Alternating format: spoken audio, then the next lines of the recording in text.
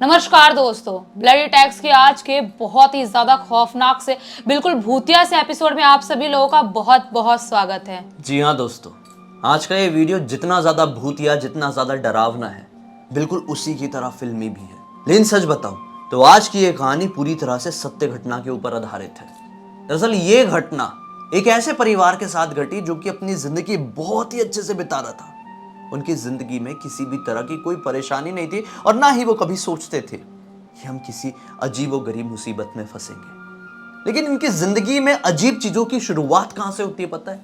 जब इनके पिताजी, मतलब जिनका मैं नाम आरती बोल रहा हूं, आरती के पिताजी का जो ट्रांसफर है अपने नॉर्मल प्लेस से एक दूसरे प्लेस में हो जाता है। एक गवर्नमेंट ऑफिसर थे और इसी वजह से इनका ट्रांसफर होता रहता था। अभी ये जहां कहीं भी थे वहां से ट्रांसफर इनका हो जाता है नागपुर के पास मौजूद एक स्मॉल टाउन में। ये लोग पूरे परिवार सहित अपने उस टाउन में पहुंच जाते हैं। टाउन में पहुंचने वाले कौन लोग थे? इस परिवार में कितने लोग थे? टोटल 5 लोग। एक तो आरती, आरती की 2 बड़ी बहन, आरती की मम्मी, आरती के पापा।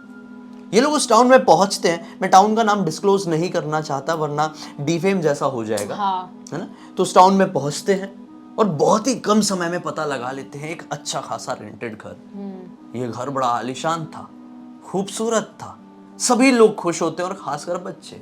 उस समय आरती की उम्र काफी कम थी, वो क्लास 7th में पढ़ा करती थी और इसकी एक बड़ी बहन थी जो क्लास 10th में थी और एक दूसरी बड़ी बहन जो 11th या 12th में रही होगी, 12th में थी आई थिंक। ये लोग सभी लोग पहुंचे, अपना सामान वामान जमाए और शुरू के लगभग 20 दिन बहुत अच्छे से बीते।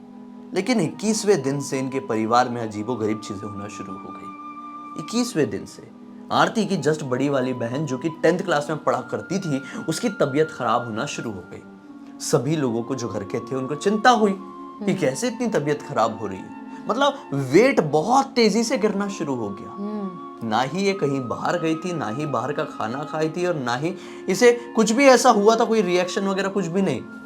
तो फिर इसके साथ ही प्रॉब्लम कैसे हो रही थी कोई समझ नहीं पा रहा था। दवाइयां भी चल रही थी, उससे भी कोई फायदा नहीं मिल पा रहा था। तो एक दिन आरती की जो मम्मी है, अपनी बड़ी बेटी जिसकी तबीयत खराब है, उसको लेकर अपने पड़ोस में ही एक माता जी के घर जाती। माता जी कौन? दरअसल गांव में अभी भी चलता है। उस मोहल्ले में एक ऐसी औरत थी जिसके शरीर में कहते थे कि माता आती है। हाँ, ऐसा होता है, बहुत सारे गांव में है जो लोग नवरात्रि के टाइम पे या ऐसे भी बहुत सारे टाइम पे उनके शरीर में माता आती हैं और वो लोगों को बताती हैं अगर उनके लाइफ में कुछ प्रॉब्लम हो तो, और सॉल्व भी करती हैं। तो उनके शरीर में माता आती थी। हाँ। तो आरती की मम्मी अपनी बड़ी बेटी को लेकर वहां पर पहुंचती है। देखिए कि अच्छा दरबार जैसा लगा हुआ है। दरबार मतलब जैसा कि बहुत सारे लोग आए हुए हैं अपनी अपनी परेशानी लेकर। किसी को कोई भूतिया प्रॉब्लम थी, किसी की तबीयत बहुत दिन से ठीक नहीं हो रही थी, किसी का धंधा व्यापार अच्छा नहीं चल रहा था। इस तरीके से वो सबको कुछ ना कुछ कहती थी, सामने बैठाकर कुछ अभिमंत्रित करके किसी के ऊपर जल छिड़कती थी, किसी को कोई धागा देती थी, किसी को भभूति देती थी, किसी को मिठाई, किसी को फ्रूट्स, ऐसा करके मानो कि वो लोगों की तकलीफ खत्म कर रही थी। और उसकी मम्मी दूर बैठी ये सारी चीजें नोटिस कर रही थी और आखिरकार वो वक्त आ जाता है जब उसकी मम्मी अपनी बड़ी बेटी को लेकर माता जी के सामने पहुंचती है। जैसे ही माता जी के सामने वो बच्ची पहुंची, ये अजीब तरीके से रिएक्ट करने लगी, बहुत खुन्नस में देखी जा रही है। माता जी ज्यादा कुछ बोलती नहीं है इसको देख के, डायरेक्ट एक जल हाथ में लेती है और कुछ मंत्र पढ़ने लगती है। वो जैसे उसके ऊपर जल डालती है तो और भी ज्यादा क्रोधित हो जाती है।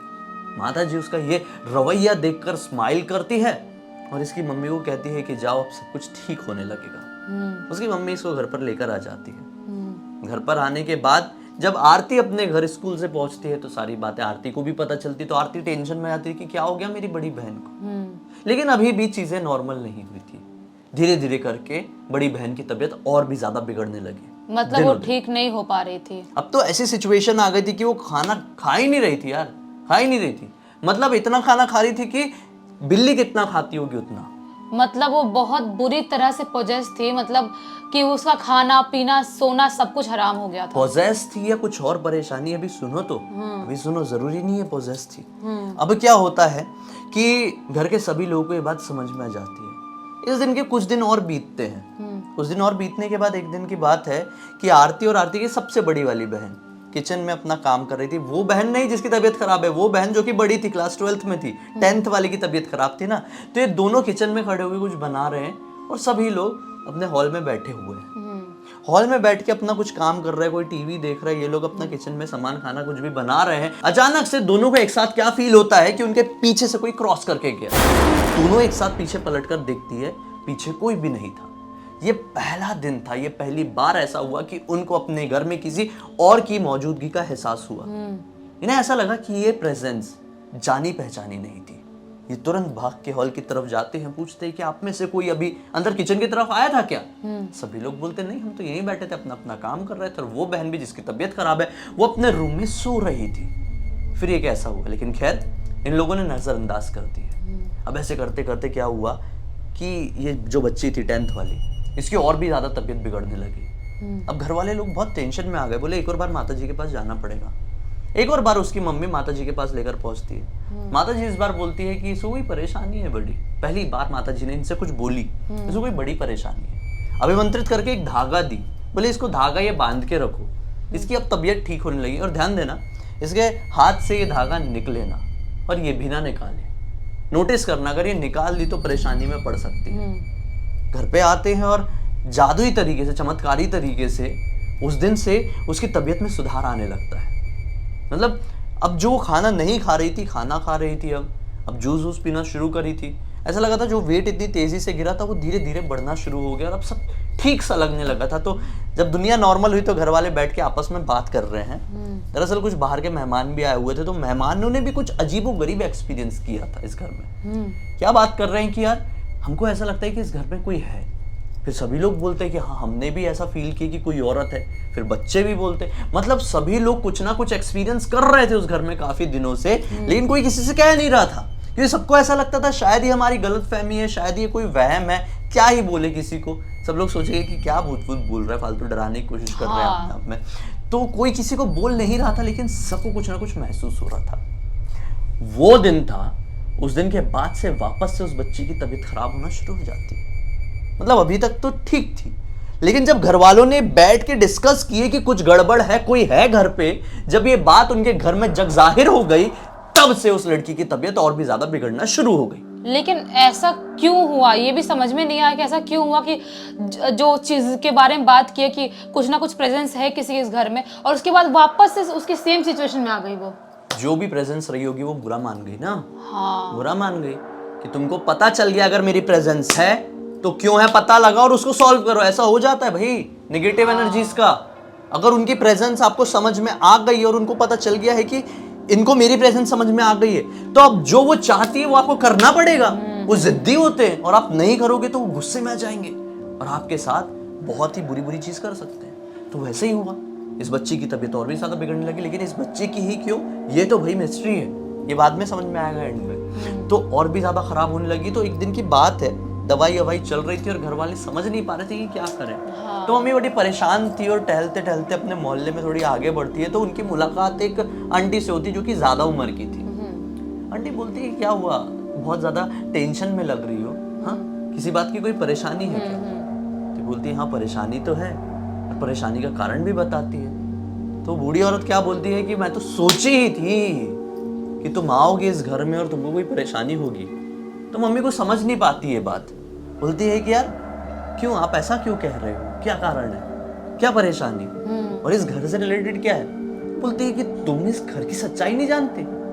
मम्मी कहती कि नहीं नहीं जानती। फिर बोलती है कि अरे तुम जानते नहीं हो, इस घर में रह रहे हो, कैसी बात कर रहे हो? मम्मी बोलती प्लीज क्लियर क्लियर बताइए, मैं बहुत टेंशन में, मेरा परिवार बहुत टेंशन में, मेरी बड़ी बच्ची ऐसी सिचुएशन में है कि आप देखोगे तो घबरा जाओगे। अब वो बताती है औरत, दरअसल आज से लगभग 2 या 2.5 साल पहले की बात है। इस घर में ना एक औरत रहा करती थी काफी सालों से, काफी लगभग 12-15 साल हो गए थे। अच्छा। उस औरत के परिवार को कभी किसी ने नहीं देखा था, किसी ने नहीं, लेकिन रोज शाम को 7 बजे से उनके घर में लड़ाई होना शुरू हो जाती थी और ये लड़ाई बड़ी गंदी होती थी। गालियां चल रही है औरतों के साइड से, आदमियों के साइड से। ऐसा लगता था कोई मारा पीटी कर रहा है। बहुत गंदी डेली लड़ाई होती थी और ये लड़ाई रात के 3-4 बजे तक चलती थी। किसी की हिम्मत क्यों नहीं होती थी पता है इस घर में जाके लड़ाई को रोकने की? क्योंकि ये औरत बड़ी डरावनी दिखती थी और डरावनी तरीके से देखती थी और मोहल्ले में किसी की भी तरफ पलट के नहीं देखती थी और ना ही किसी से बात करती थी। लोगों को लगता था कि इस घर में रहने वाली औरत एक डायन है जो कि अपने परिवार से रोज लड़ रही है और मनुष्यत फैला रही है। तो सभी लोग, गांव में तो ऐसे ही होता है भाई, सभी लोग उस औरत से बचने की कोशिश करते थे। हाँ, गांव में अगर पता चलता है कि कोई एक पर्टिकुलर औरत या आदमी डायन या टोना है तो लोग उससे बात करना तक बंद कर देते हैं। उसके घर का कुछ खाना या कुछ भी बात करना तक लोग उसकी तरफ देखते तक नहीं है। तो उस औरत को उस घर में रहते हुए लगभग 15 साल हो गए थे। हाँ। लेकिन रहने के समझ लो लगभग 9 साल बाद पहली बार उस औरत के अलावा उस घर में कोई और दिखाई दिया, उस औरत का बेटा। सब लोग सोचते थे कि कैसे कोई रहता है, घर से बाहर ही नहीं निकलता है यार। उस औरत का बेटा दिखाई दिया जो कि कम उम्र का था, यही कोई 17-18 साल का। क्या होता है कि अब ये कहानी है ठीक 2 साल पहले। 2 साल पहले वो औरत अपने बेटे के साथ बाइक में बैठ के कहीं जाती है, शाम के वक्त निकली थी और अगले दिन सुबह न्यूज क्या आती है पता है? उस रात को पूरे शहर की लाइट्स ऑफ थी। लाइट गोल हो जाती है ना, वैसे अगले दिन क्या न्यूज मिलती है कि जंगली रास्ते में, जहाँ पे हाईवे से जो रास्ता जुड़ता है, वहां से एक बाइक सवार आ रहा था जिसके पीछे एक औरत बैठी हुई थी और बहुत बुरा उसका एक्सीडेंट हुआ, जिस एक्सीडेंट में उस औरत की जो सर है वो धड़ से अलग हो गया और ऑन द स्पॉट उस औरत की मौत हो गई। ये औरत कोई और नहीं बल्कि वही औरत थी, उसी घर की औरत थी जिसको सब लोग डायन समझते थे। और ये वही घर है जिस घर में तुम आज रहते हो। शिट, ये फिर बहुत बड़ा पंगा है ये। मतलब सोचने वाली बात है कि आगे कुछ भी हो सकता है। अब आगे क्या होता है सुनो। अब मम्मी सोचती कि ठीक है डायन थी भले ही, बाहर जाके मर गई, घर पे तो मरी नहीं है। हाँ। अरे घर में क्यों है और हमारी छोटी बेटी, हमारी बड़ी बेटी के साथ ही क्यों आई मैं? तो वो बताती है कि दरअसल वो जो औरत थी ना, वो औरत हल्की फुल्की कभी ना कभी किसी से बात की थी। उसके नेचर से ये समझ में आया था कि उस औरत को ना बेटी की बहुत ज्यादा कामना थी, लेकिन उसका बेटा पैदा हुआ था। वो औरत उस घर से बहुत ही ज्यादा प्यार करती थी। वो औरत उस घर को अपना बनाने की कोशिश में थी, मतलब बाहर निकलती नहीं थी। मकान मालिक भी हार मान चुका था कि मैं इस औरत से ये घर खाली करवा ही नहीं सकता, तो मकान मालिक ने भी हाथ खड़े कर दिया था। मतलब वो औरत ने उस घर में कब्जा कर ली थी क्योंकि वो औरत उस घर से बहुत ज्यादा प्यार करती थी। और हो सकता है मकान मालिक के साथ भी कुछ तो ब्लैक मैजिक की थी, जिसकी वजह से उसको बाहर नहीं निकाल पा रहा की थी या जो भी की थी। लेकिन यहाँ पे मैटर खत्म नहीं होता है उस औरत का। मरने के अगले दिन ही सुबह सुबह न्यूज मिली कि औरत मर गई है। न्यूज़पेपर वगैरह में आया, कहीं कहीं आया होगा, अपने को क्या मालूम। लेकिन ठीक 2 रात के बाद से हर शाम को 7 बजे वापस से उस घर से लड़ाई होने की आवाज सुनाई देने लगी। ये आवाज किसी और की नहीं, उसी औरत की थी। लोगों की तो आदत हो गई थी ना, इतने साल से उस आवाज को सुन रहे थे, तो वापस से शुरू होगी तो क्या होगा? अरे और 2 दिन पहले तो वो औरत मर गई थी एक्सीडेंट में, फिर लड़ाई की आवाज कैसे आ रही है? घर में तो ताला लगा हुआ है, कैसे कोई लड़ रहा है? इनको कुछ समझ में नहीं आता है। ताला तोड़ने की हिम्मत किसी में नहीं। मकान मालिक को फोन लगाए, बताए कि भाई आपके घर में ताला लगा हुआ है, जो औरत 2 दिन पहले मरी आपके घर में रहने वाली, उसकी लड़ाई करने की आवाज आज भी सुनाई देती है। क्या मैटर के आपके घर में आके देखो। मकान मालिक को विश्वास नहीं हुआ, बोलता है ठीक है, जिस पड़ोसी ने फोन किया था ना उसके घर पे जाके मकान मालिक ठहर जाता है। बोलता है शाम के 7 बजे तक का वेट करूंगा, आवाज आना शुरू हुई तो जाके देखूंगा। शाम का 7 जैसे ही बजता है, 7 का 12 में जो काटा जाता है ना, तुरंत लड़ाई की आवाज आना शुरू। मकान मालिक की सिट्टी पिट्टी गुल, पैरों तले जमीन निकल गई, पसीना पसीना हो गया। कांपते हुए हाथों से जेब से चाबी निकाला और बढ़ गया अपने उस फ्लैट की तरफ जहां से लड़ने की आवाज आ रही थी उस औरत की। ताला लगा हुआ था। हिम्मत करके ताला जैसे ही खोलता है ना, तो वो लड़ाई की आवाज बंद हो गई। जैसे ही दरवाजा खोला, घर के अंदर से इतनी गंदी स्मेल आती है, इतनी गंदी स्मेल आती है कि जैसे मानो 6-7 बॉडीज एक साथ उस घर में रखी हुई थी और काफी दिनों से रखे रखे वो सड़ गई, तो उसकी स्मेल कैसी है कि वैसी स्मेल आती है, बहुत गंदी। और इस स्मेल को फील करके ना वो मकान मालिक वहीं पे उल्टी कर देता है। किसी को भी उल्टे को, जब इतनी गंदी स्मेल आएगी तो कोई कैसे बर्दाश्त कर सकता है? बहुत लोग तो बेहोश भी हो सकते हैं। तुरंत उसने वोमिट किया, तुरंत, मतलब ताला भी नहीं लगाया और भागा। किसी से कुछ बोला ही नहीं, पसीना पसीना से इतना ज्यादा डरा हुआ था, बोला ही नहीं। अब जितने लोग थे भाई मोहल्ले वाले तो डरे हुए थे ना इस घर को। हिम्मत करके ताला उठाए, नाक वाक बंद करके ताला लगाए और गए। ये कांड के ठीक 11 दिन बाद वो मकान मालिक आता है 11 अलग अलग पुजारियों के साथ। ये पुजारी दिखने में बड़े डिफरेंट थे, लंबी लंबी दाढ़ी, लंबे लंबे बाल, अलग टाइप के वस्त्र, गेरुआ रंग के कपड़े पहने हुए थे। ये जो कलर होता है ना, ऐसे वाले कलर पहने हुए थे।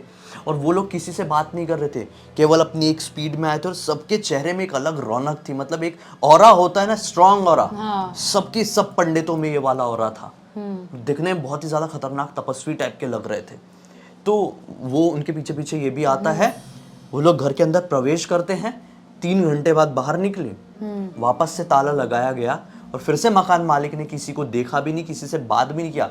लोग देखते रह गए उसको कि कुछ तो बोलेगा, कुछ तो बताएगा, लेकिन कुछ नहीं, चले गया मकान मालिक। और वो बात हुए 2 साल बीते और उसके ठीक 2 साल बाद ये घर आप लोगों को रेंट पे देने के लिए खुला। और वो भी मकान मालिक खोलने नहीं आया था ताला, मकान मालिक ने किसी लड़के को भेजा ताला खोलने के लिए। पहली बात कि उसको मकान रेंट पे देना ही नहीं चाहिए था जब इतनी बड़ी प्रॉब्लम थी उसके घर पे तो। लेकिन किया कि दुनिया है लालची। हाँ। तो भाई ये बात जब मम्मी को पता चली तो टेंशन में आ गई वो, बोली कि ये क्या हुआ यार, ये तो गड़बड़ वाली बात है। अब क्या होता है कि वो घर पे आती है और ये बात सभी लोगों को बताती है। घर पे उनके हस्बैंड नहीं थे, मतलब आरती और बच्चों के पिताजी नहीं थे, वो दरअसल काम के चक्कर में कहीं बाहर गए हुए थे। अब क्या बोलती है कि ये बोलती है अपने बच्चों को कि यार हमको माता जी से बात करनी चाहिए, सब लोग चलो माता जी के घर पे कि एक बार डिस्कस तो करें। जैसे ही माता जी के दरबार में पहुंचे, माता जी ने देख के बता दी, पता चल गया तुझे सब कुछ, अब आई है मेरे पास। माता जी ने क्लियर बात की, बोले अब आई है मेरे पास, चिंता मत कर, लेकिन एक बात मेरी मान कि उस घर को जितनी जल्दी हो सके छोड़ दे। जो कोई भी है ना, वो शक्ति, जो ताकत है, काली शक्ति, वो तेरी बेटी को अपने साथ लेके जाना चाहती है, वो तेरी बेटी को अपनी बेटी बनाना चाहती है, लेकिन किसी और दुनिया में। वरना सच बता रही हूं, तुम अपनी बड़ी बेटी को नहीं बचा पाओगे। जैसे ही ये बात सब लोग सुनते हैं तो तुरंत आरती अपने पिताजी को फोन लगाती है और पिताजी को उसकी मम्मी, आरती की मम्मी, सारी बात बता देती है। बोलती है जल्दी से जल्दी आ जा। वो काम के सिलसिले में दरअसल बाहर गए हुए थे, तो अपना काम कंप्लीट करते और अगले दिन अब ये लोग टेंशन में कि माता जी हम जाएं तो जाए किधर, हम शहर में नए हैं, हाँ ट्रांसफर होके अभी अभी आए हुए। तो माता जी बोलती है चिंता मत करो, मैंने इतनी परेशानी ठीक की हूँ तुम्हारी और सही, तो मेरे घर पे रुक जाओ, कुछ ही दिनों की तो बात है। सब लोग खुश हो जाते हैं और माता जी के घर रहना शुरू कर देते हैं। पिताजी आते हैं, घर तुरंत शिफ्ट होता है और विश्वास मानो या ना मानो, घर शिफ्ट होते से ही उस बच्ची की तबीयत में इतनी तेजी से सुधार आना शुरू होता है ना, जिसे कोई लिमिट नहीं थी। आज इस वाकया को काफी साल बीत चुके, काफी साल, और आज तक उनके घर में ऐसा कुछ रिपीट नहीं हुआ और विश्वास मानो आज तक उन्होंने वैसा कुछ एक्सपीरियंस नहीं किया। सही बात है।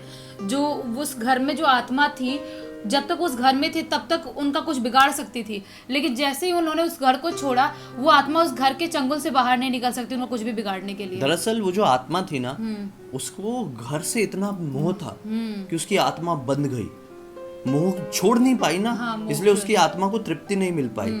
शायद उसे घर में कोई नहीं था, वो एक मे भी हो सकता है वो सही में डायन रही होगी, हो सकता है। इस वजह से उसका पिंडदान और अंतिम क्रियाएं ये सब नहीं हुई और उस वजह से उसकी आत्मा ट्रैप हो गई यहीं पर, इसी दुनिया में। और वो डायन की आत्मा थी तो स्ट्रांग होना तो लाजमी है। तो बस आज भी जब भी वो लोग उस घर के सामने से गुजरते ना कभी, तो क्या पाते हैं कि वो घर अब घर नहीं, खंडर बन चुका है, किसी ने लिया ही नहीं उस घर को। क्यों कोई लेगा? और पहली बात इन्होंने एक्सपीरियंस किया और मोहल्ले के आसपास के लोगों ने एक्सपीरियंस किया होगा। अगर कोई रहने भी आता होगा, मतलब चाहता भी होगा, तो लोग मना कर देते होंगे, बता देते होंगे। अब शायद मकान मालिक भी सीख गया होगा, इतनी बड़ी परेशानी आई थी, हम नहीं दूं किसी को। इन बड़ा ही डरावना किस्सा हुआ यार, बहुत डरावना। ये कहानी मुझे काफी दिन पहले आरती ने लिख के भेजी थी, मैं पढ़ नहीं पा रहा था, लेकिन अभी पढ़ा तो मैं तो शौक हो गया। मतलब ये लेके आना चाहिए, इसके बारे में जानकारी सबको देनी चाहिए। खैर, इस वीडियो के जरिए आपको क्या सीख मिली कमेंट सेक्शन में जरूर बताइए।